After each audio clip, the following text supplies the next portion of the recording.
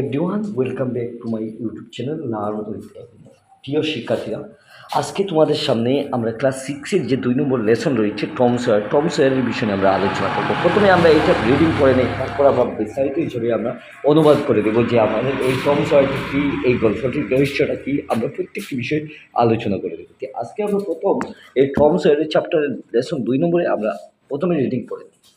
এখানে প্রথম দেখতে পাচ্ছি যে hair is a picture showing A chest of hidden treasure. Look at it careful and say where it is. আমরা এই ছবি দেখে দেখতে পারলাম যে এই টম সয়ারের যে ঘটনাগুলি কীরকম গুপ্তধন দেখছে। আমরা এখান থেকে দেখতে পারবো যে now talk with your friend and say what you will do if you find such treasure. আমরা এখান থেকে আলোচনা করব যে না বলে আমরা কী করব, পুলিশকে ইনফর্ম করব না, আমরা এইরকম গুপ্তধন যদি দেখে দিই তাহলে আমরা কী করব, আমরা সেটা আমরা লুকিয়ে ফেলবো না, আমরা সেটা সংগ্রহ করব না, আমাদের বড়োদেরকে আমরা আলোচনা করব আমরা এইটা পেয়েছি না, আমরা কীরকম আমরা এই অ্যাডভেঞ্চারগুলি আমরা বন্ধুবান্ধবকে আলোচনা করব। আমরা এইটা থেকে কোনটা বেছে নেব আমরা এখান থেকে দেখে নিচ্ছি যে তোমরা এখানে নিজের থেকে আলোচনা করো, একটা নিজে থেকে এই আলোচনা করে বুঝতে পারবে যে তোমরা এই কাজগুলি যদি একটা গুপ্তধন পেয়ে থাকো তাহলে তোমরা কী করবে। তাই আমরা এখান থেকে সরাসরি চলে যাচ্ছি একটু নিচের দিকে চলে যাওয়ার পর আমাদের টম সয়ারের কী কী পার্ট রয়েছে আমরা এই পার্ট বিষয়ে আমরা বিস্তারিত আমরা দেখে নেব। আমরা এখান থেকে দেখতে পারলাম যে now let us read a story about a young boy Tom and his friend Huck. আমরা এখান থেকে টম এবং তার একটা বন্ধু হাকের বিষয় নিয়ে আমরা এই গল্পটা দেখতে পারবো যে সেই গুপ্তধনটা কীরকম সংগ্রহ করেছে। Let's find out what happen to them. আমরা এখান থেকে কীরকম এটা আলোচনা করব এই ব্যাপারেই চলতে আলোচনা করব। Tom was fond of adventure, he had always dreamed of finding boxes of hidden treasure in haunted houses. So he made a plan with his friend Huck. On a Saturday evening, the two friends decided to go on a treasure hunt. আমরা এখান থেকে দেখব যে the two boys selected a broke down house in a quiet place. It was in a distance far away from the village. I don't want to go the haunted house. I am afraid of ghosts. Huck said to Tom, come on, Huck, ghosts don't come before midnight. We won't be there the whole night. Tom assured his friend. Tom and Huck entered the house armed with a pickaxe and a spade. They started digging at a particular place inside the house. After digging for some time, they were tired and stopped digging. Just at the moment they heard a voice outside shout. They left their pickaxe and spade, ran up the staircase and hid themselves inside a room in the first floor. Through a hole in the floor of the room, they saw two men entering the house. One was a well-known thief named Joe. He was tall.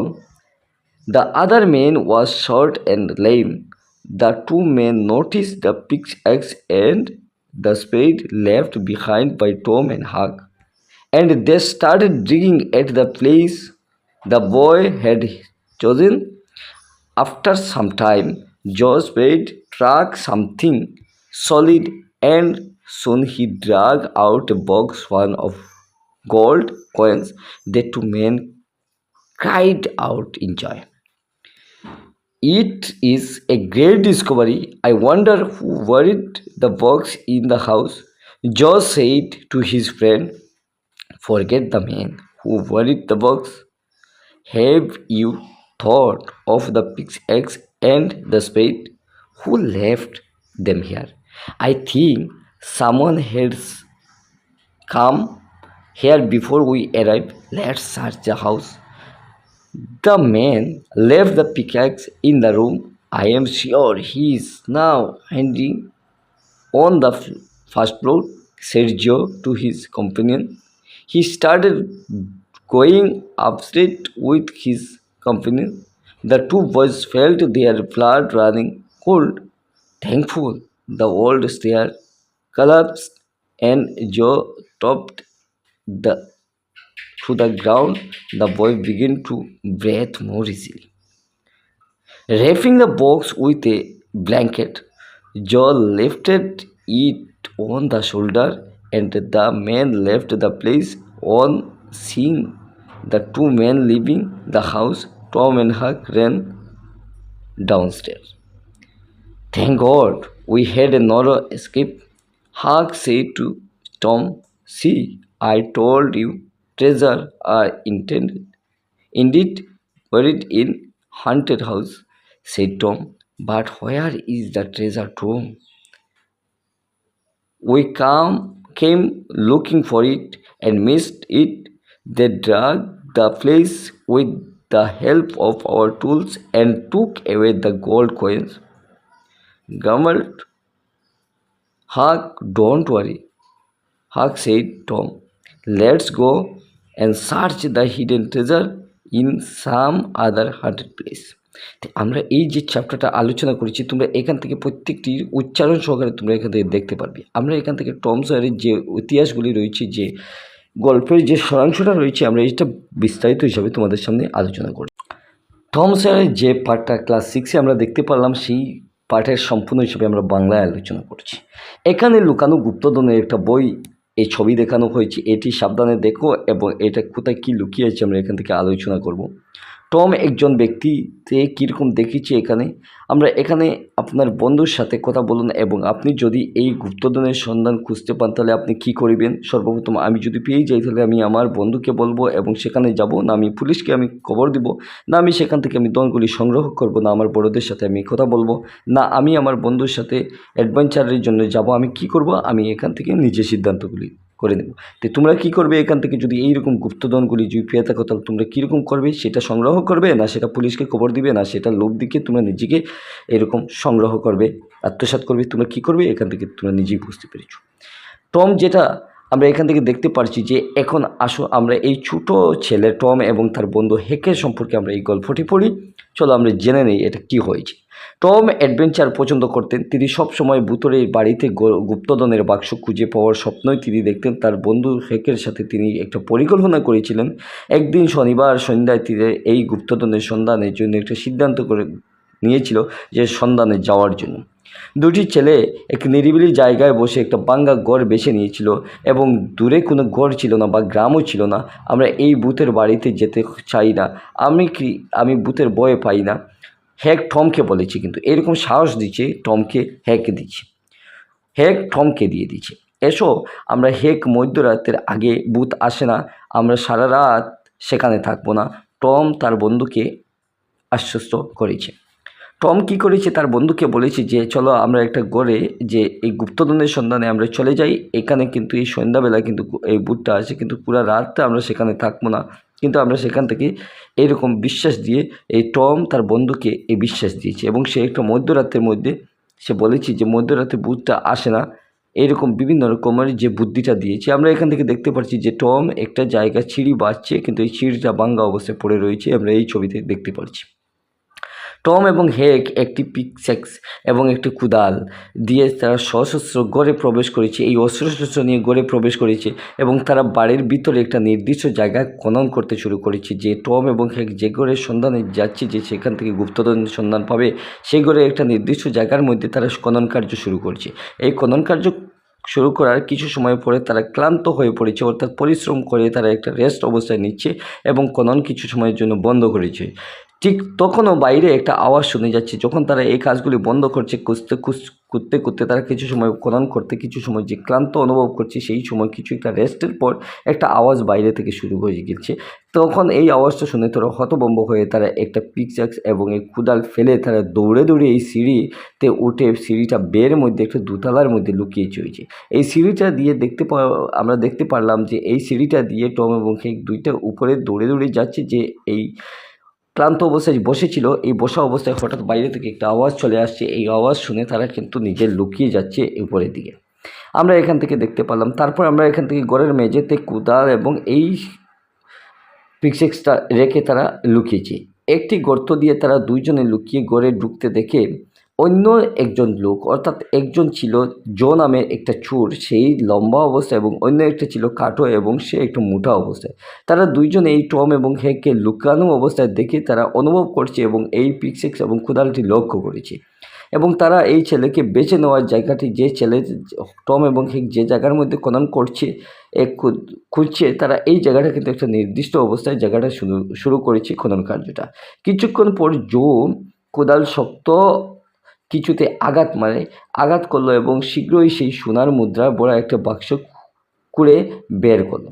এই জো নামে যে চোরটা রয়েছে, এই চোরটা যখন দেখছে যে টম এবং হাগ এই দুইজন যখন পালিয়ে যাচ্ছে একটা আওয়াজ শুনে মনের একটা সন্দেহে, তখন এই চোরটা তাদের এই কুড়ালগুলি এবং এই অস্ত্রগুলি তারা দেখে যে নির্দিষ্ট যে জায়গার মধ্যে টম এবং হেকে খনন করছে, এই খনন করার জায়গাটা তারা দেখে এখানে কিন্তু আবার শুরু করছে এই খনন কার্য।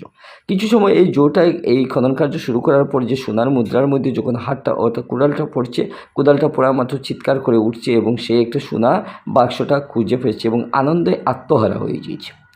এটি একটি দুর্দান্ত আবিষ্কার করেছে এবং আমি ভাবছি কে এই বাড়িতে বাক্সটি খবর দিয়েছে। জো তার বন্ধুকে বলছে, যারা বাক্সটি পুঁতে রেখেছ তাদের ভুলে যাও। আপনি কি পিক্যাক্স এবং কোদালের কথা ভেবেছ? কে কাদের এখানে রেখে গেছে? আমার মনে হয় আমরা আসার আগে কেউ এখানে এসেছিল। আসো আমরা বাড়িটা তল্লাশি করি।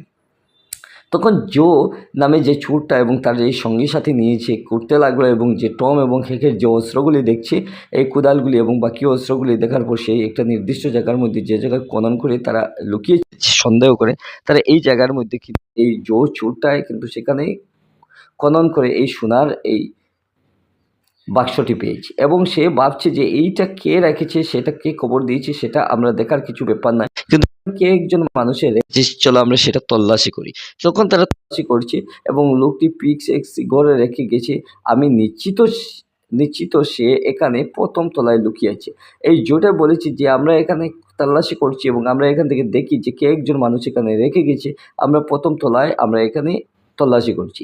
জো তার সঙ্গীকে বলেছে, সে তার সঙ্গীকে নিয়ে ওপরে যেতে লাগলো। দুই ছেলে অনুভব করলো তাদের রক্ত ঠান্ডা হচ্ছে। সৌভাগ্যক্রমে পুরানো সিঁড়ি ভেঙে পড়ে এবং জো মাটিতে পড়ে যায়। ছেলেটি আরও সহজে শ্বাস নিতে শুরু করছে। তখন দেখতে পাচ্ছি যে জোটা যে তল্লাশি করেছে এবং তাদেরকে খোঁজার জন্য উপরে যাচ্ছে, তখন সে ওটা মাত্র এই সিঁড়িটা ভেঙে গেছে এবং তারা এই দীর্ঘ অবস্থায় তাদের এই ভাগ্য ভালো, কিন্তু তারা এই স্থির হিসাবে শ্বাসটা গ্রহণ করছে।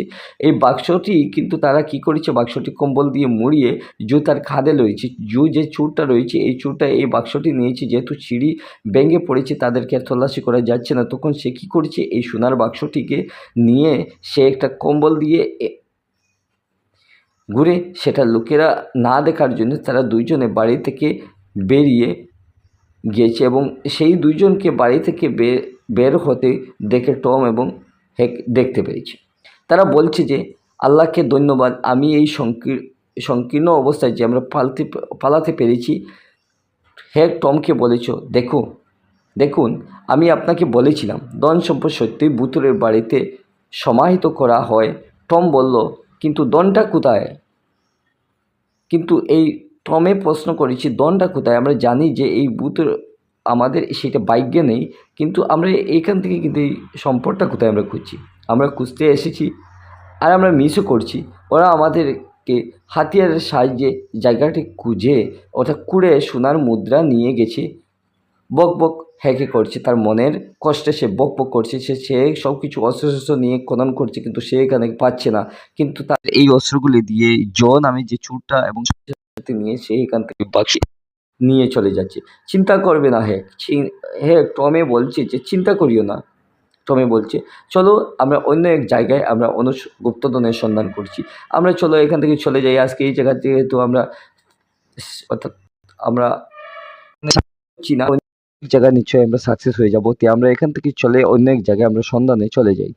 আমরা এখান থেকে কার্যকরী বা কী চলো আমরা কতটা বুঝতে পেরেছি তা খুঁজে বের করি, প্রতিটা বাক্য সম্পূর্ণ হিসাবে করার জন্য বিকল্পগুলি থেকে সঠিক উত্তরকে নির্বাচন করব আমরা। শনিবার রাতে টম এবং হেক খুঁজে বের করতে হয়েছিল কি ভূত না গুপ্তধন না চোর না সরঞ্জাম। আমরা কি গুপ্তধনটা কিন্তু আমরা এখান থেকে দেখতে পাচ্ছি। বি নম্বর বলছি টম এবং হেক সশস্ত্র অবস্থায় বাড়িতে প্রবেশ করেছিল কী জন্য? একটা পিক্যাক্সের জন্য না, একটা কুদালের জন্য, একটা না পিক্যাক্স এবং একটা কুদালের জন্য কিসের জন্য আমরা এখান থেকে 3 নম্বর দেখতে পাচ্ছি যে একটা পিক এক্স এবং তার কুদালের জন্য। টম এবং হেক দেখেছিল কি দুজন লোক ঘরে ঢুকেছে না দুইজন লোক ঘরে প্রবেশ করেছে না ঘরে প্রবেশ করা জো না 3 চোর ঘরে ঢুকেছে। আমরা কি দেখতে পাচ্ছি এখান থেকে ঘরে প্রবেশ করেছে জো নামে যে চোরটা। এরপরে আমরা ডি নম্বর আমরা এখান থেকে দেখতে পাচ্ছি আল্লাহকে ধন্যবাদ আমরা এই সংকীর্ণ অবস্থায় যে পালাতে পেরেছিলাম। কে কাকে এই কথা বলেছিল? টম এটা হেককে বলেছিল না জো হেককে বলেছিল না হেক জোকে বলেছিল না হেক টমকে বলেছিল? আমরা এইটার সঠিক উত্তর তোমরা নিজে থেকে দাও। এই বই পড়ে তোমরা কি বুঝতে পেরেছো? আমাদের এই ভিডিও দেখে তোমাদের কেমন লাগলো? যদি এই ভিডিও দেখে তোমাদের যদি একটু হেল্পফুল হয় তাহলে তোমরা এই চ্যানেলটি সাবস্ক্রাইব করে রাখতে পারো এবং তোমাদের বন্ধুবান্ধবকে বেশি বেশি শেয়ার করতে পারো, কারণ হচ্ছে তোমাদের এইরকম ভিডিও আমি তোমাদেরকে দেখবো। আজকের জন্য এই টমের পার্টের বিস্তারিত আলোচনা করেছি। অনেকদিন নতুন কোনো ভিডিও নিয়ে চলে আসবো আবার তোমাদের সামনে। ধন্যবাদ।